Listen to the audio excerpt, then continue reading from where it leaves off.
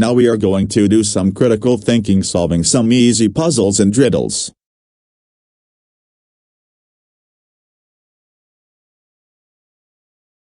You are going to answer the following puzzles and riddles, and you are going to record yourself describing their solutions and then email the recording to your teacher.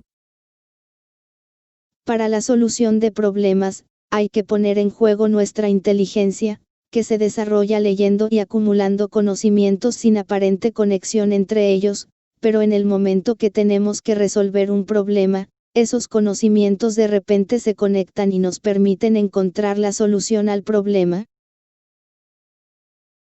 Y cuando debemos resolver otro problema, se conectan otros conocimientos y resolvemos el problema y así sucesivamente. But what is critical thinking? Critical thinking is the ability to think clearly and rationally, understanding the logical connection between ideas. Critical thinking has been the subject of much debate and thought since the time of early Greek philosophers such as Plato and Socrates, and has continued to be a subject of discussion into the modern age, for example the ability to recognize fake news. 1. You have 9 marbles, as shown at the top of the picture, 8 of them are exactly the same weight. The remaining marble is slightly heavier than the others. You don't know which is which. You are allowed to use the scale twice in total. In other words, you get to take 2 measurements here. Each bucket has enough room for multiple marbles.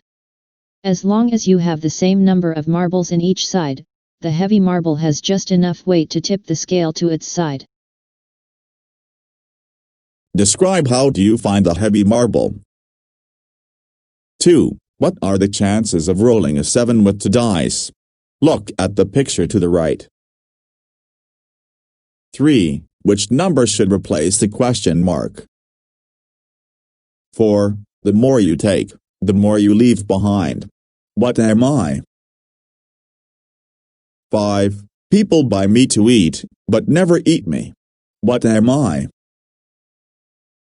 6. What gets broken without being held?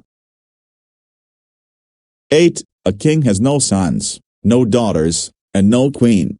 For this reason he must decide who will take the throne after he dies.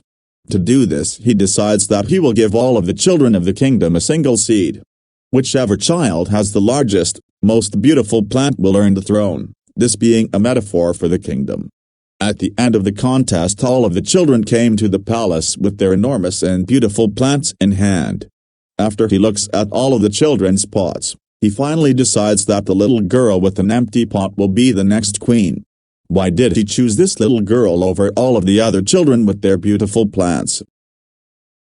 9. What belongs to you but others use it more than you do? 10. What is harder to catch the faster you run?